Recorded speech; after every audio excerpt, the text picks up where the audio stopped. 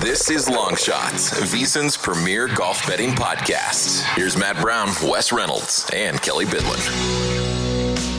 Hey, it is Long Shots Golf Betting Podcast here on the VSiN Podcast Network. I am Matt Brown. That is Wes Reynolds. That is Kelley Bydlon, and we are done with the 2026 version of the Masters. We will quickly give you our thoughts there on that one, and we will move right into an elevated event, a completely different type of handicap than we had for the Masters. So see where we landed this week. And guys, close but no cigar with us this week from the Masters. Rory goes out, gets back-to-back jackets. I don't think any of us are surprised. I guess the only surprise maybe would be he was injured a few weeks ago, and so maybe that crept in the back of our minds. But listen, he's a top 3, 5, 2 best golfer in the world, however you want to go with all of that. And so the fact that he went out and got it done, Wes, is no surprise to me. I guess the only thing that's a little bit of a surprise is his major weapon is off the tee. And while you look at the stats and technically he gained, he really didn't drive the ball very well at all for 3 of the 4 rounds, and still was able to figure out how to get it done. So props to Rory McIlroy for going back-to-back. Yeah, he was dead last in driving accuracy. I think through the first 3 rounds, like he was, I think Davis Riley was the only one worse, and he was like 19 over and didn't make the cut. So credit to Rory. And look, practice on site certainly helps. But, you know, we all thought, I think he was going to be prepared, certainly, but he obviously got a lot more reps, and that's been the top good discussion. Like, is that fair? Well, it's probably not fair, but there's nothing morally wrong with it. I mean, you want to be prepared, and he got to play some rounds there on the site on his week off, and, you know, was around and, gassed up the Gulf Stream and went up from South Florida to Augusta and made a lot of trips, and it certainly paid off for him. But I think when we look at it, and of course, our close but no cigar being Cameron Young, I think that there are 2 players that really got to be kicking themselves that did not win this thing. And you could argue, hey, Scottie, if a couple shots would have went different, he would have been there. Yeah, probably. Same with Russell Henley, same with Sam Burns. But the 2 players that I think are kicking themselves are Cameron Young and Justin Rose, because those are the only other 2 guys that I thought during that final round they're going to win. You know, you certainly thought Rory was going to stay there, you know, that he obviously had a big chance. But Cameron Young, look, we're texting on Sunday, and he's 12 under, 2 strokes clear of the field through 5 holes. And it's like, okay, he's fine. And then he makes a bogey. It's like, well, he's going to make a bogey. But where he lost the tournament was, I think, on 7. He was like dead center of the fairway, and he had a wedge in, hit a bad shot, makes a bogey. And it's like, okay, here we go. There's the blow up. And we texted each other that. And then Justin Rose got off to a good start. And it's like, okay, this guy's been there before. Maybe it's finally his day. He's not going to have to settle for being the runner up and coming in second yet again.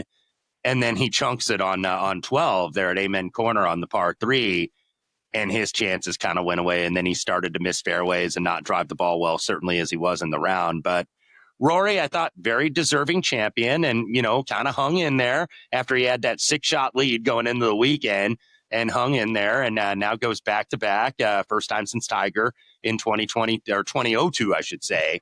6 careers, so that ties him with Faldo, Mickelson, and Lee Trevino, just outside of the top 10, and, you know, he's one of the all-time greats, and you may be able to call him the greatest European player ever, that maybe he's past Faldo and he's past Seve at this standpoint. But disappointment not to get Cameron Young home, but certainly an interesting Masters.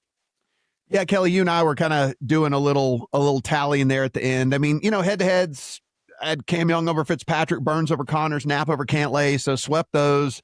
Xander creeps into the top 10. So, you know, all in all, about a wash for me for the tournament with all of that. Certainly like to get an outright home with all of that. But I mean, you know, I guess the rest of the leaderboard is for us to look, and yeah, there's that guy again sitting number 2 on that leaderboard in Scottie Scheffler. You got to wonder, he's just killing himself for hitting 2 in the water there in round 2, or he wins this thing by multiple strokes. And you go down, you see Colin Morikawa gutting it through. Looked like he was going to die on 18, leaning to pick his ball up. Like, I felt sorry for the dude, basically, with all of that. And then there's Xander. But we said it exactly. We're going to be like, oh, you're going to look up, and there's Xander's going to backdoor a top 10 again. And there it is. Xander, look up. Xander backdoors the top 10. yet again with all of that. And so, I mean, I don't think it was a bad handicap really on our end. And honestly, if Rory wins, Rory wins. You can't bet them all, and you can't bet all the short shots. Yeah, totally. 100%. Yeah, it was really good betting Masters overall. Swept matchups for me too. 4-0 on tournament matchups. 3 for 5 on top 20s. 2 for 3 on top 10. So yeah, it was good. It could have been great. It just could have been great, but it is, it's tough to hit the winner. And yeah. Look, no shock at all. I think Rory McIlroy has won back-to-back. I think we can put to bed some of the silly trends about repeat winners and stuff like that, hopefully. And I guess Wes hit on it. I'm a little surprised on some of the practice outrage afterward. Whatever. Everybody could do that. Everybody's allowed to do that. Like it's fair. It's a little unfair that I guess that Rory could like hop on a private jet after dropping his kid off at school, but make more money, and you can do exactly what Rory McIlroy did. It's really the only thing that's holding you back. Yeah, I think Wes broke it down well, too. I think those would be the guys that I felt like had a shot. I'll push it even more with Scottie, though. Like, it's just, for Scottie to just go flat in the kind of in the middle of his round, and it's just, man, like you and I were talking about on Sunday night, Matt, it's just like the fact that Rory, and it took like a couple hours for me after the tournament to really like put this together. Like the fact that Rory walked up to 18 and like the tournament was just like over basically after such a roller coaster start to it start to the round was just a little wild. Like, and credit to him. I probably haven't given him enough credit for fighting back and at least getting back up to 12 under, 13 under, and being able to ride that to the win, and just nobody else could catch up to him. Yeah, and when it's all said and done, like we said, two water balls from Scottie in round 2. Cameron Young, despite the fact that he couldn't get anything going on Sunday, we got to remember he's 4 over at the turn in round 1. I was like burning that ticket already. Like I'm glad I didn't have a paper ticket, or that paper ticket probably would have been getting taped back together, somewhere along the way. So I mean, he did fight back with all of that, but at the end of the day, nobody went and got Rory. I mean, he left it out there. He shoots 1 under. If anybody would have gone out there and done it, any of the dudes towards the top, I mean, Sam Burns didn't go do it. Cam Young didn't go do it. As Wes just mentioned with some of these other guys, Henley falters, Rose falters, all that. I mean, Rory just did what he had to do, and Rory gets the win and $4.5 million in back-to-back green jackets, and has earned the week off here for the RBC Heritage as we head over to Hilton Head Island in South Carolina. This is an elevated event, so no cut in this one. We have had some cut elevated events, but this one is of the no cut variety. And Wes writes one of the best preview articles on the web, so head over to VSiN.com if you have not done so already. But Wes, real quick, without giving away the entire thing here, what are we seeing over at Harbor Town? Yeah, Harbor Town, longtime host here at the RBC Heritage, designed in 1967 by Pete Dye. And then Jack Nicklaus also was a consult, his first foray into course design. Par 71, 72, 43. Coastal, you've got dog legs here, kind of narrow sight lines off the tee. The trees can kind of take a little bit away from the wind. But basically, and when we get to our stats, we will emphasize this even more heavily. You're going to have to lay up off the tee a little bit with less than driver, and you're not going to use driver. That's why it is almost the complete opposite. You are not using driver very much this week. Overseeded rye in the fairways in the rough, POA on the greens. Rough was shortened a couple years ago. Fairway width is a little bit less than tour average, but not wide like we saw last week, but not, exactly like a thimble in terms of being narrow. But ball striking is going to be important because the greens are really small. And that's what Pete Dye has. These tiny dome-shaped greens, 3,700 square feet on average. I think that's the second smallest, I believe, that they play on the tour. 11.5 on the stimp, so slower greens than we saw last week. And that was another theme at the Masters, how firm and fast it was all 4 days. Not like over the weekend where it's like, okay, it's going to get faster on the weekend, the greens. They were pretty much like that all 4 days, but a lot slower this time around. You got water in play on 9 holes, so you can find certain trouble here. The first 16 holes, by the way, play inland as it kind of weaves through. You have a residential housing development, and then 17 and 18 is where you have the Callabog Sound, the water there, and then, of course, the famous the famous tower there on 18, kind of iconic, that lighthouse. So one of the more signature holes I think that they play on the PGA Tour. But 7243, par 71 is a Pete Dye design, so it does share some characteristics with other courses.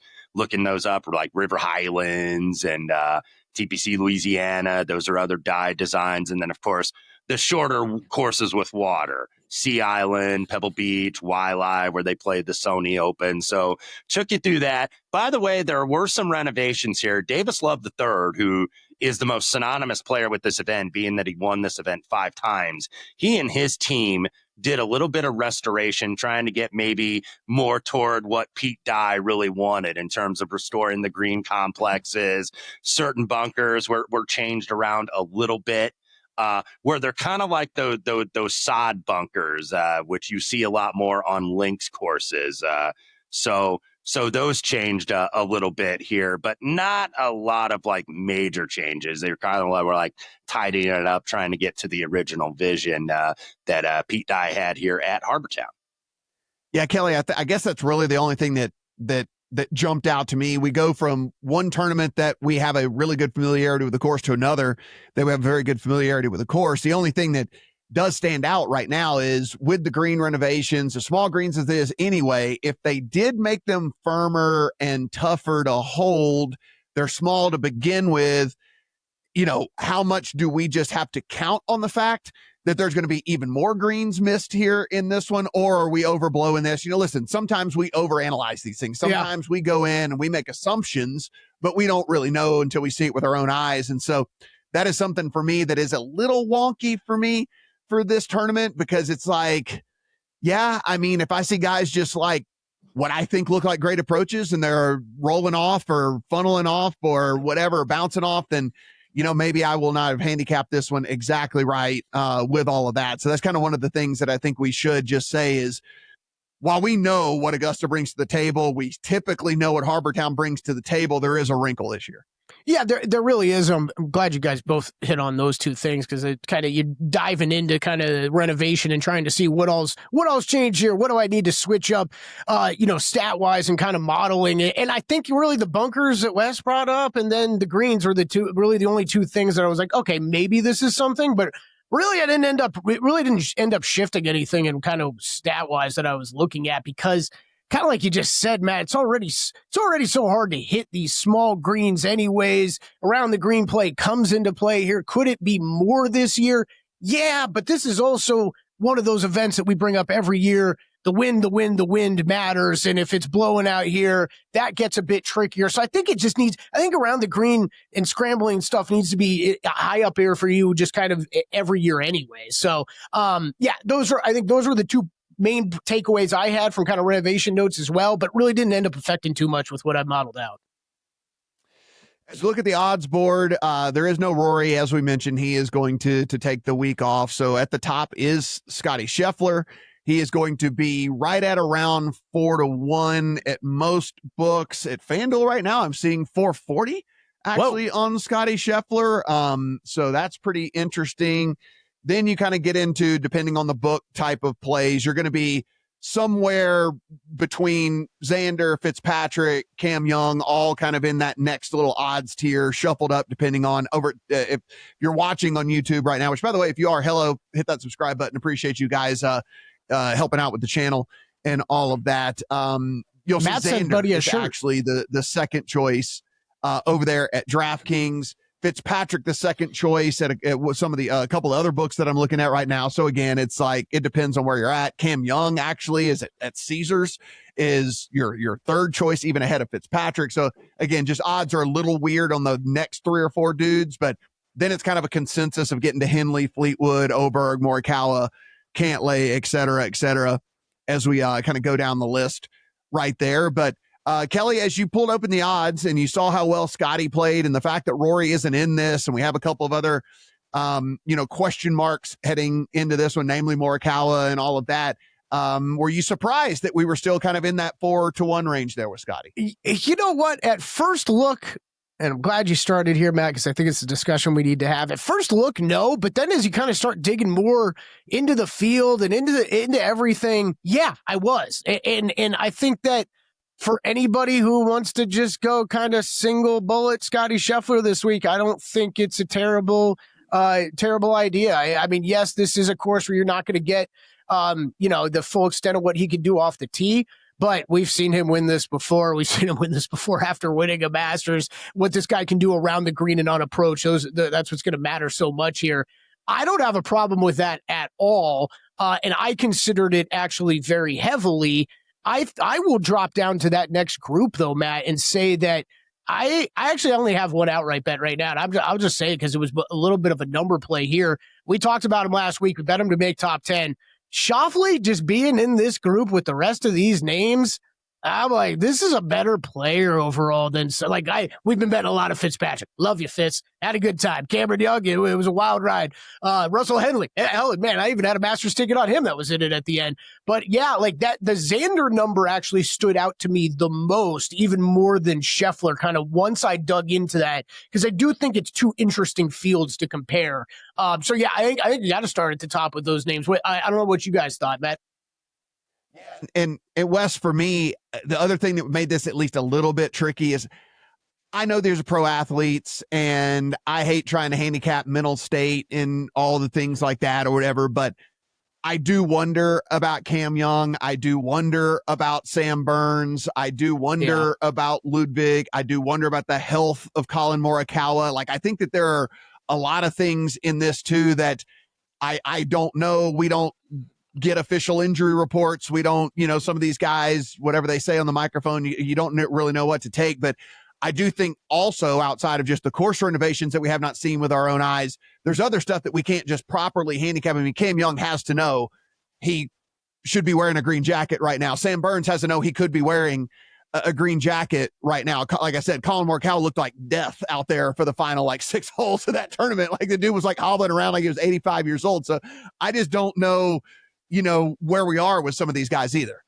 Yeah, and you certainly don't. But the one constant, obviously, I think Scottie 4-1 is fair. He won here 2 years ago, has never finished worse than 11th in 3 starts. And he did kind of look a little bit like the Scottie of old, or certainly the last 3 years, where I think he ranked 3rd on approach. That was the best I've seen him hit his irons really all season, because I think he was going into Augusta. I think he was 80th on strokes gained approach. Now, the first round deal is still a problem, where his first round scoring average going into last week was 96th. And he was first in all 4 rounds last year. So he's still not quite at the peak, but I did see some improvement on the approach. And then when I looked down at the odds board, I think it was kind of like you had a lot of uncertainty with the books on how to price this. And that's why you see a little bit of variance there. It's like, well, do I put Xander second? Do I put Cameron Young second because he was right there? Or Russell Henley or Fitz? So you're always going to see that little bias right out of the Masters. And that's not something that I think, it's a lot different with the trends back in the day when this was just the week after the Masters event and it wasn't a signature event where you had, more top end players. Certainly you always would have a few every year, but it would just be a regular stop on the tour along the way.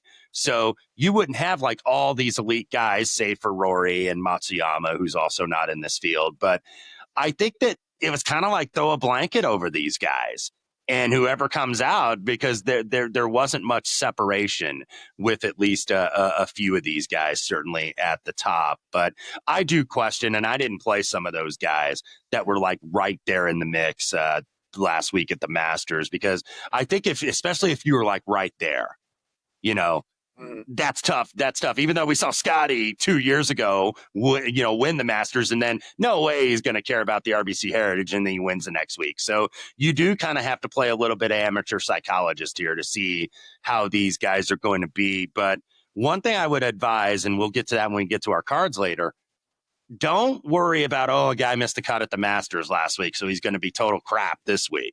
Or a guy finished 35th at Augusta, so no chance this week. So it doesn't really work that way necessarily, even with the strengthened field in terms of the quality of players. Yeah, no, absolutely. I mean, Augusta can get the best of anybody, and certainly different course conditions here with this one and a different style of play. And that leads us right into where we always go, talk about our models. If you are new to the podcast, new to the video over on YouTube, we don't build these things, but we lean on the hard work of others, go in and put in the stats that matter to us and weight them accordingly. And then that's how we end up on the cards that we are on. And so as I looked this week, and, Kelley, we kind of already alluded to it. It's not a long course. It's going to be a lot of less than driver. We're literally talking the, 55.6% of driver usage, like, second lowest on tour when it comes to all that. Average driving distance, only 280 yards, which lets you know all these guys hit it over 280 yards. So everybody's hitting 3-wood, 5-wood, driving iron, whatever it might be, off the tee with all of that. So, you have to kind of go to approach as being, the very most important here. There are going to be, I hate to say it, but it's like whoever runs the hottest with their irons this week is probably going to at least be in the top 10 or at least the top 5 going with this, because there's going to be a lot of people playing just from the same spot. There's not really an advantage to cutting corners. There's not really an advantage to doing any of that type of stuff. And so we're going to see a lot of guys hitting from the same spot a lot of different times, and who's going to be the best with those irons and things like that. And I guess the only difference here is if you look at this course, and I have been fortunate enough to play this one as well. Just because it's short doesn't mean that it means like a lot of wedges. Like this isn't like you're going to be hitting a whole bunch of 100-yard shots in. Right. Yeah. Because the way that it's angled, and like I said, you can't cut corners and you can't really do different things because of all the trees and the sight lines and stuff. Like, you basically just have to put it where you're going to have a second shot that you can actually hit. So there's actually more mid irons in this than you would think from a shorter course. And so really for me, tons of approach stuff. Can you keep the ball relatively in the fairway? So however you want to go about it, fairways gained, good drive percentage, et cetera, something like that. However you want to cut it, slice it, whichever model you use. They have different ways of going about all of that. And then I did go ahead and just wait around the green more heavily than I thought I would have. I looked back at the model last year. I bumped up a few points from where I was with it last year, and pretty simple model for me overall. Now, the mixed condition one that I made over at BetSperts, I did factor in kind of long-term around the green stuff mixed in with some short-term around the green stuff. So it's kind of like, are you historically good around the green?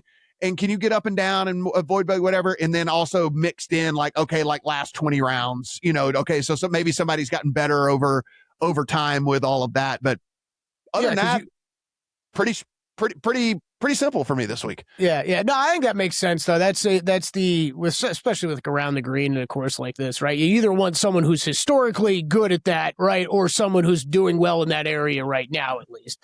So yeah, I think that makes a lot of sense. And yeah, this is one of the more boring models that we put together every year. It's it is accuracy off the tee, stellar approach play, weighing a lot of approach. We talked about that 125 to 200. Small greens if you want to look at opportunities gained, green and regulation. I think any of these approach stats can help this week. You're really looking at a lot of that. And then, yeah, it's around the green, scrambling, bogey avoidance, kind of a mix of that. Nothing really in my model that has to do with putting or anything that has distance off the tee. It's just not something that is really the putting. Look, like always, we're probably going to see a hot putter to come out on top, but these are just smaller greens too. So you're expecting, any approach shots to just be closer to the hole overall.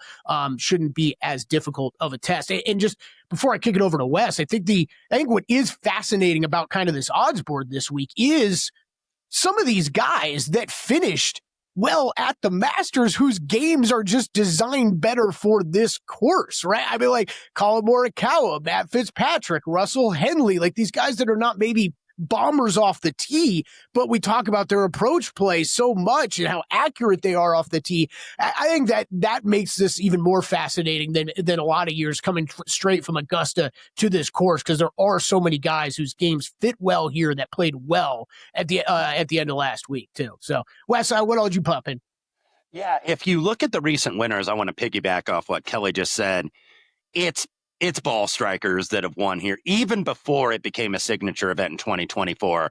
Really good iron players. I think we would all consider Justin Thomas a really good iron player. Scottie Scheffler, Matt Fitzpatrick, Jordan Spieth, Stu Cink, Webb Simpson, who won before this was a signature event, all the way back to Jim Furyk and those type of guys, Brand Snedeker, Davis Love III, obviously the biggest winner of all time here 5 times, all guys that were really, really good with the irons. So approach is, I think, a really good starting point. You could use some greens in regulation if you want to. I mentioned that these are 3,700 square feet in terms of greens, so these are very small greens. So add to that, you're going to have around the green and scrambling. I think that's got to be even more of a priority. It's not really difficult to gain, but it's easy to lose, is what I'm saying in terms of around the green. So you got to have a tidy short game. And in terms of the proximity, I did 150 to 175, 175 to 200. I think close to half the approach shots are going to be, like Matt said, the mid irons, where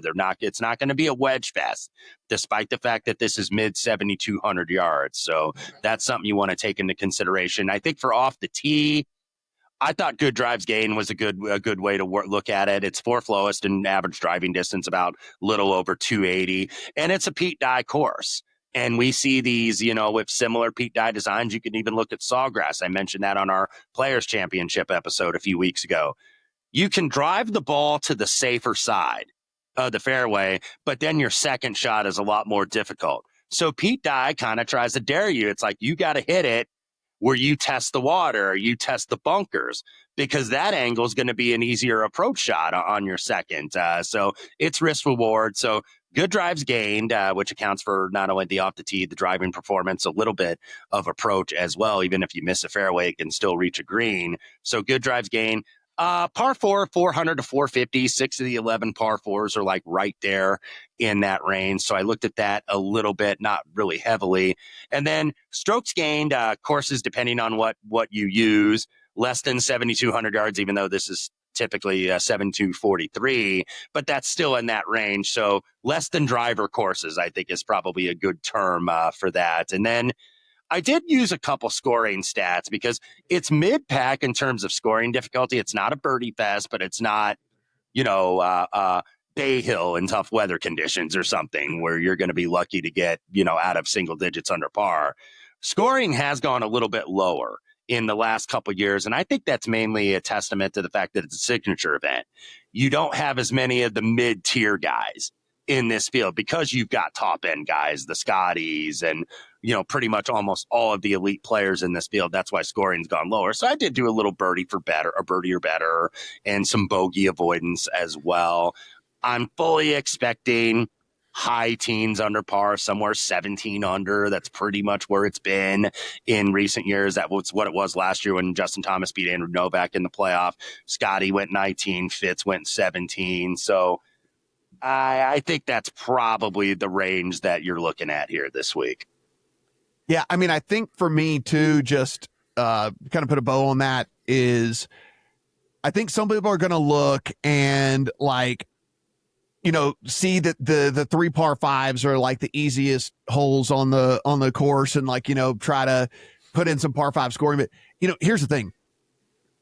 Because these greens are so small, and because you have to play the holes the way that you do, it's really more of an approach stat. It's really more of a proximity stat than it is a par 5 scoring stat, because they're not going for it in 2 anyway. So it's these are all going to be 3-shot par 5 for the most part. I mean, there will be someone who can shape one perfectly and be able to go for it in 2, but even then, the green and regulation rate is so incredibly low, they're going to be scrambling to get it up and down anyway, which is another stat that we've already kind of put in the bucket. So I think you're kind of going overkill on this if you're trying to put in like par 5 scoring and stuff like that. For one, there's only 3 of them. For 2, I think the scoring that happens from the other statistics that we're weighing in, as opposed to, do these guys get after par 5s? You're not really going for it in 2. And if you do, it's probably not holding. And so you're going to be scrambling, or it's going to be just how good are you from, whatever distance you decide to lay up at. And that's player preference, right? Some guys like short wedges. Some guys would prefer a 150-yard shot. Some guys, whatever. So they're just going to lay it up to a distance they like the best. And so that, again, just goes back to approach. Mm-hmm. Par 3s probably are the most difficult set. Actually, those are really difficult scoring holes as I was looking around and looking at some of the data. 200, 217 on the front 9, then a little bit shorter on the back, 192, 198. the par threes has actually been very, very difficult here. So if you wanted to put scoring in, I wouldn't argue putting par three instead of par five in the model this week if you wanted to do that. Kelley, what did you think of kind of the scoring diatribe I just went on there? Oh yeah, no, I think you guys are both right. I mean, look, I think I could say this I think I weigh par five scoring more heavily than anybody here, as heavy as anybody on this pod. So if I don't mention that I don't have it in the model, yeah, I don't think there's too much upside. But it's because exactly what Matt just went through. It's just going to be so hard to hold these greens in 2 shots, and then a lot of these guys you're not even going to see go for it. So really not something that I bothered with this week. And Wes makes a good point though about the par threes. Those are tough. I think just with all the approach stats that I've kind of got baked in already, I'm kind of covering that just from those distances. But yeah, I think that would be a good way to look. Well, Kelley, you already mentioned it. You only have one outright in the card. So why don't you go ahead and just spill the beans on that and then give us whatever else you have in the account. Yeah. Like I said, we kind of went back and forth on this and we really did consider Scheffler. And yeah, I don't know, maybe still am a little bit, but Xander, when I was seeing these numbers, and you kind of went over it well off the top, Matt, it's just different books were kind of that next range down to those 4 guys or whatever it was, kind of in different orders at different books, and just kind of seeing Xander around the same number or right at the same number as Fitz. I'm like, okay, like you got to pay to play Fitz at this point. And yes, this is like the perfect combination, the great recent form, and then of course he's won at before, and we've always talked about the history with Fitz at this course and everything, and that was.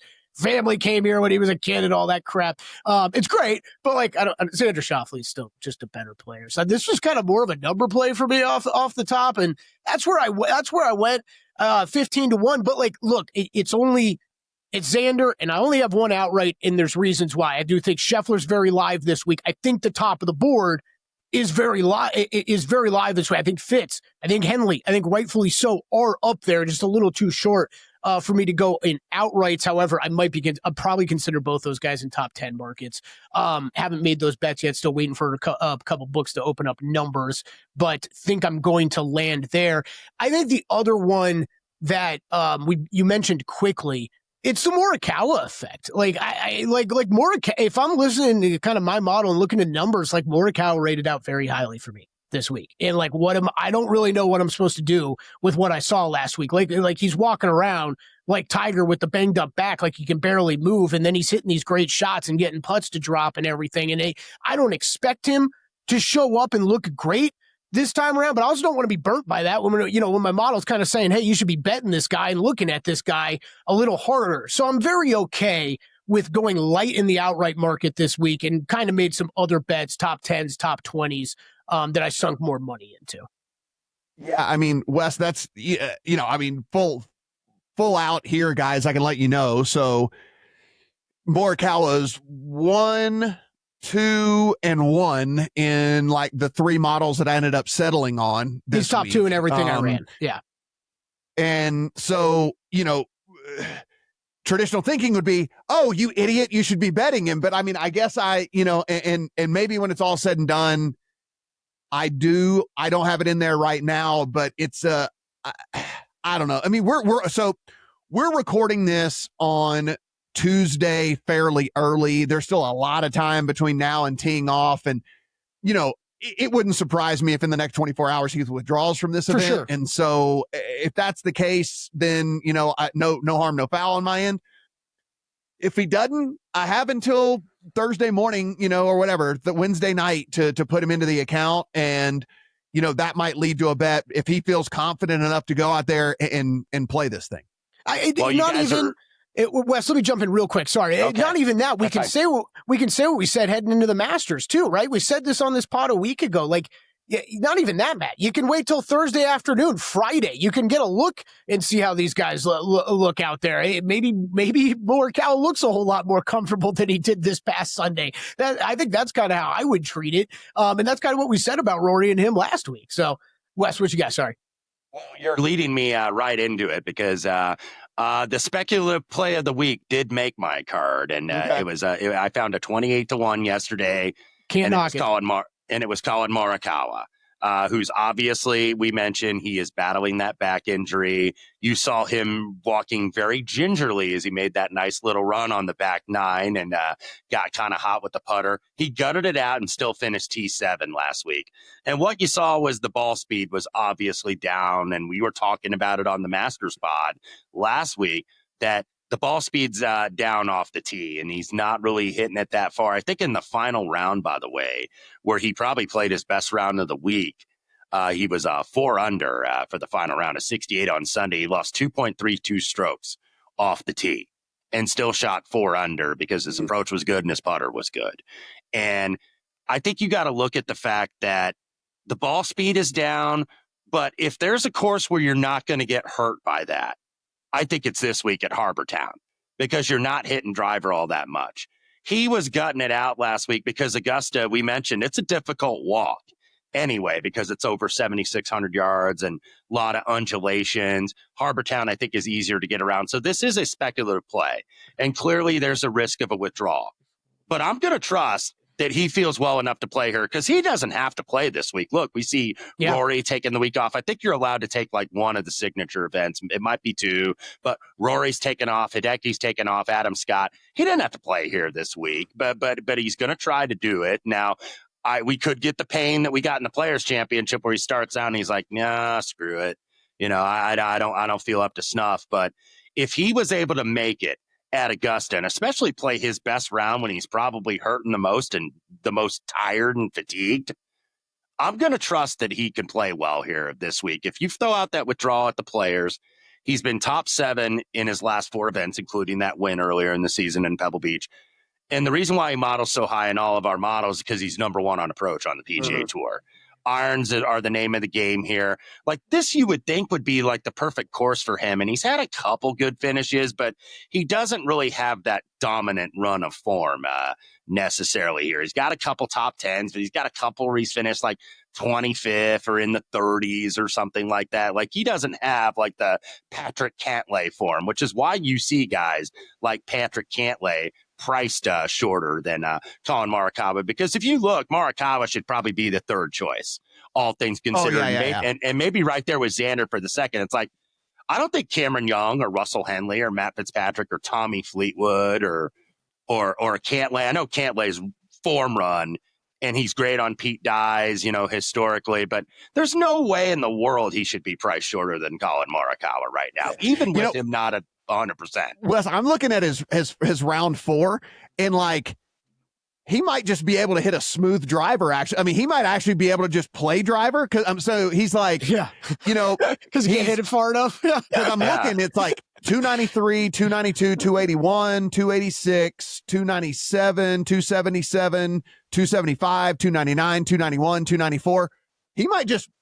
He might actually benefit from the fact that he can't hit it as far as he normally does. I mean, you know, like you said, if he's willing to tee it up, I mean, look, that's far enough. I mean, I'd kill for that. For that average distance, but it's like, it's funny that we're like, oh, this guy's only hitting at 289, 291, 294. But like, I mean, yeah, he might be able to just hit driver out there. Exactly. Like he's got to be a little Brian Campbell this week, you know, where he's the shortest hitter. And Campbell might be a good long shot, by the way, for like a top 30 or top 40 player if you're looking at that. But Colin Morikawa did make the card, and I do got to mention one that's already been mentioned on an outright on Kelly's card. I played Xander Schauffele at 15-1. He hasn't been like amazing here. He's only got 1 top 5 in 6 appearances, 4th in 2023, but 4 top 10s in his last 5 starts, another top 10 last week. And the reason why he ended up getting in that back door is because the ball striking stayed true all week. Number 1 in greens and regulation, number 2 in approach. It was the greens that I think really gave him trouble. And there were a few guys, Xander being amongst them, when you saw him hitting some of them lag putts, maybe they just didn't get the speed right, because there were times he'd hit them 5 feet past. And when you do that, you're going to 3-putt and you're going to make bogeys. We even saw that with Rory in his final round. So you misjudge the speed at Augusta, and that's a recipe for not being able to win. But ended up a respectable 9th. He's now better than 50-50 for top 10s at major championships. So we mentioned we were all going to be on that ticket last week, and that certainly came home.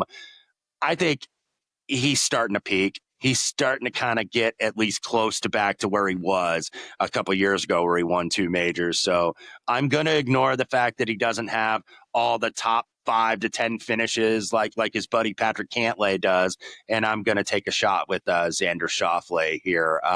Rest of the card, I like it, Wes. That's yeah. I mean, just if anybody's watching at home, those approach numbers, those last 3 weeks are just sick. And like, yes, he's another guy that he won't be able to utilize the driver as much this week, but it's over 7 strokes gained on approach at the Masters, over 5 at the Valspar, over 7 again at the Players. Yeah, I'm right there with you, man. I really like Xander this week.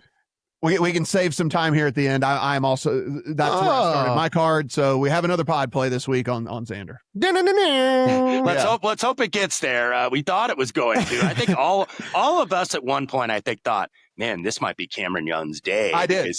Totally, man. Because he kept getting those bounce. It's like he needs to be Tiger shaking hands with the invisible Vern Lundquist sitting behind the trees, like where he's shaking the tree's hand. Because I was like, man, the gods are on Cameron Young's side. And I know his family went to Mass on Sunday. So it's like, this is his day until it wasn't, unfortunately. But speaking of another guy who's been very good on approach really the last several weeks, he was second in GIR last week and he was 5th on approach, even though he ended up finishing 12th. Former winner here, Jordan Spieth, 33-1, who won this event 3 years ago. That was, by the way, the last time. Hard to believe this is the last time Jordan Spieth has won the 2022 RBC Heritage. Second in 2023 also, plus he's got 3 other top 12 finishes here. Irons have been terrific. He's been top 8 on approach in 3 of his last 5 events. Spieth also has a little bit of sense of urgency because he is not currently in the U.S. Open. Now, he's only, if he stays where he is, he's going to get in because you got to be in the top 60, I believe, in the next, I think it's like 5 weeks from now.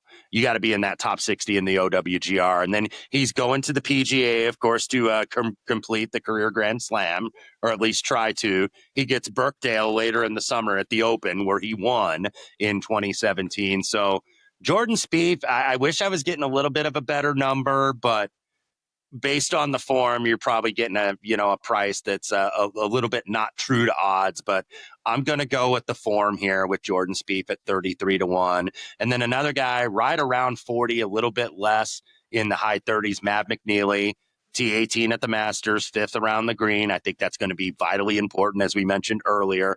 3rd here last year, 4th in 2021. So went with Mav McNeely kind of in that mid-range. And then the 2 bombs I have this week. Sahith Theegala, who is 80-1 at Circa, missed a lot of time last year with injuries, neck injury, oblique, dropped in the OWGR, and that's why he missed the Masters. Began the year at 120, now he's 73, he's trying to get into the top 60. He's got 4 top 10s this year, and he's not in the U.S. Open, so he's got to try to get into that. Runner-up here 2 years ago and 5th in 2023. So I'm going to go with Sahith at 80-1. And then the triple-digit guy this week, and I think he's going to be popular because his course form here is outstanding. Brian Harman, who was 100-1 at DraftKings yesterday and as of this morning. T33 at the Masters, but Augusta's too long for Brian Harman, and he's one of the shorter guys on tour. This is like Brian Harman Town. They should call it Harman Town based on how he's played here. 4 top 13s here in the last 5 years, including 3rd last year, 7th in 2025. Maybe he can put the tartan plaid jacket on, as I have the tartan plaid hat. That's the only thing I had of that on today. That, of course, goes to the winner of the RBC. And that's my 6 outrights. I'll have the placements and all that stuff up tomorrow at vsin.com/picks. So yeah, I'm on Xander as well. Like I mentioned, I'm also on Spieth as well. He's no lower than 7th in any of the models that I ran. I mean, like, he's kind of on a heater right now, and I thought very long and hard, Kelley, about single bulleting Scottie. I mean, when I saw the plus 440 that was available, at FanDuel, which again, we get it Boyd out here. Yeah. I 440 was very, very tempting to fire the 1 bullet and walk away. But ultimately I decided to kind of just ride basically the hot hands, and hopefully one of the heaters can take down Scottie. But something weird tells me he's going to win this tournament. And like, not only that, like, feeling too. Yep. I might do like a cover my ass bet and like bet Scottie to win by like 3+ strokes or something, like some sort of something like that. And like do something like that. But it was all coming together. Like, dude, his wedge play last week, it was insane. Like the way he was able to control those wedges, it was unbelievable.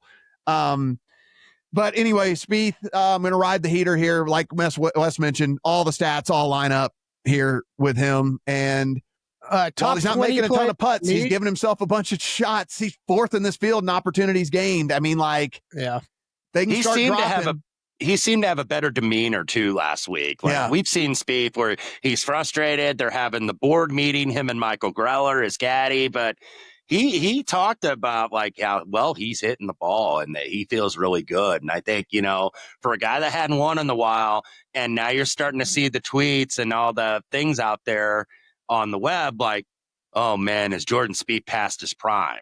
Like, and when that happens, I think a guy gets a little bit motivated, and I would not be surprised if Jordan Spieth actually won very soon. So I have a top 20 on him. I skipped the outright bet. The guy that we typically want to play on long courses and stuff, but like, man, there's just like nothing wrong with Jake Knapp's game. Like, the dude is just like very good at everything. And so at 44-1 in a field where there's a couple of dudes that aren't playing that are, could be a threat and all of that, I'm going to see he was one of the first guys to game the mini driver on tour, and then now a bunch of guys do it. But like, so he's able to. I think he's just going to pull mini driver and play mini driver on a lot of these holes, and whatever. Everything lines up for him here in this one, and I'm just going to play the hot hand with him again. Another ended up being low debutante last week, by the way. Another great finish at the Masters. Guy's just a baller. He's going to win a bunch of tournaments. Last two are long shot dudes that are fairway finders, and I'm going to hope that the fairway finders ends up ending into some birdie opportunities. Wes, I think you were on Ryu Hasatsune a couple weeks ago. His good drive percentage, no matter what you run, he's going to be inside the top 10, no matter where you run it. You can find him here in town, we get 90-1. You can find him 75-1 out there in the market right now on a guy that I think when you look at some of the people that have shorter odds than him, he has a much higher win equity than they do. So Ryu Hasatsune, and then Sam Stevens at 105-1. Sam Stevens was 15th in one of my models at 105-1. And I'm like, I'm like never passing that up ever whenever that's the case. And again, another guy just, 16th good drive percentage, second opportunities gained. So he's getting birdie looks. He's getting makeable birdie looks, birdie or better percentage, 21st in this field, 24th in approach game. So, if he can have a spike week, I think Sam Stevens could maybe cause some damage. And, another guy that just modeled really, really, really well comparatively to the odds that are attached to him. Rio was a strong consider for me. And, he's kind of in that price range of like Berger and some of those guys. I know Berger's going to be popular this week. He's got a couple very good finishes here, but really doesn't have the consistency that some of those other guys like Rio or Sahith or some of those guys, I think have played much better, more consistent golf in the holistic part of the season. So Rio was one of my last leave-offs. He'll certainly be a placement bet. Yeah, if I knew for a fact that Tommy Fleetwood wasn't going to wear the MC Hammer pants, then maybe I would do that. But like the fact that he decided to wear those MC Hammer pants and then goes out there and plays like complete ass, I'm not going to back him. So until I see him dressed in normal pants again, I'm not betting he's off the card. I can't root for a dude in MC Hammer pants. It's like see at the U.S. Open, man. That's where I think he's the Masters, maybe not for him, but the U.S. Open at Shinnecock, where he was runner-up, that's where I'll target him. Let me tell you, if I could have bet against him so hard on Sunday, let me tell you, if I'd have known he was wearing those MC Hammer pants on Sunday, I'd have played every matchup against him I could. I'd have done every single thing that I could. Guys, if you found us over on YouTube, hit that subscribe button down below. Give us a thumbs up. Let us know in the comments section how you are going to be playing this tournament. Of course, over on the audio side, we appreciate that. Subscribe, rate, review as always. VSiN.com for Wes's full write-up and VSiN.com/picks for all of our picks, as well as every other host and every other guest on the network as well. For Wes, for Kelley, I am Matt. Good luck on all your RBC Heritage picks.